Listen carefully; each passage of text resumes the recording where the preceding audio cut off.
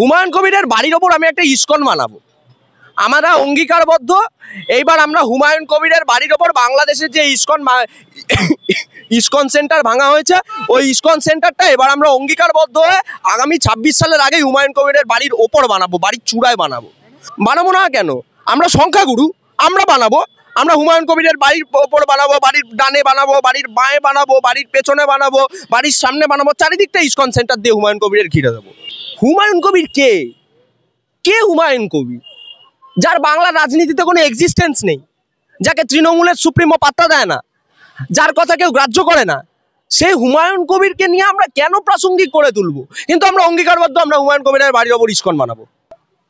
হুমায়ুন কবির মমতা বন্দ্যোপাধ্যায়কে আমন্ত্রণ জানাতেই পারে, হুমায়ুন কবিরের লিডার মমতা ব্যানার্জি, তাই মমতা বন্দ্যোপাধ্যায়কে আমন্ত্রণ জানিয়েছে। তবে আগামী দিন প্রত্যেকটা ওনার মনে রাখা উচিত যে সমস্ত হিন্দু কিন্তু ওনার বাড়ির উত্তর, দক্ষিণ, পূর্ব, পশ্চিমে জমায়েত করবে, তারা পুজো আচ্ছা করবে, ইস্কনে পুজো দেবে, গৌরনীতায় নাচ হবে। তো স্বাভাবিকভাবেই সেই কথাটা মাথায় রেখে উনি ওনার লিডারকে আমন্ত্রণ জানাতে পারে।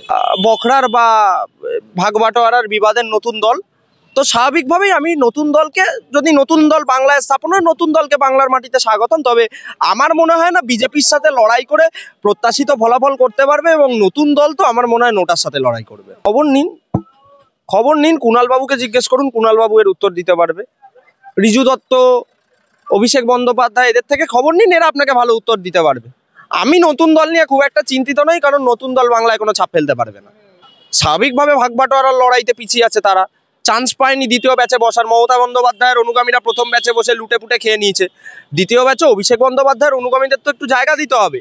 তো স্বাভাবিকভাবেই তৃণমূলে জায়গা করতে পারেনি, তাই এখন পিসির সাথে বিবাদে নতুন দল খুলে যদি পিসির পতন নিয়ে আসা যায় এবং নতুন দল থেকে প্রত্যাশিত ফলাফল করে যদি আগামী দিন নতুন কিছু ভাবা যায়, সেই কারণেই নতুন দল।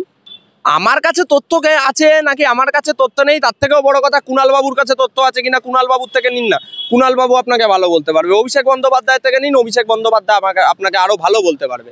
আমার কাছে তথ্য থাকলো কি না থাকলো, আমি কে? আমি গরিব মানুষ, টুকটাক এদিক ওদিক ইন্টারভিউ দিই, তো স্বাভাবিকভাবেই আমার গরিবের কথা কে শুনবে? যারা এই দলের সাথে রয়েছে, যারা এই দল নিয়ে উচ্ছ্বসিত, তারা এইগুলো বলতে পারবে। হ্যাঁ, হয়তো আরেকটা গোষ্ঠীদ্বন্দ্ব লগ্ন হয়ে গেছে, নতুন গোষ্ঠীদ্বন্দ্ব লগ্ন, হয়তো নতুন দল হতেই পারে। দেখুন, আমরা চিন্তিত নই, ভারতীয় জনতা পার্টি এ নিয়ে 1%ও চিন্তিত নয়।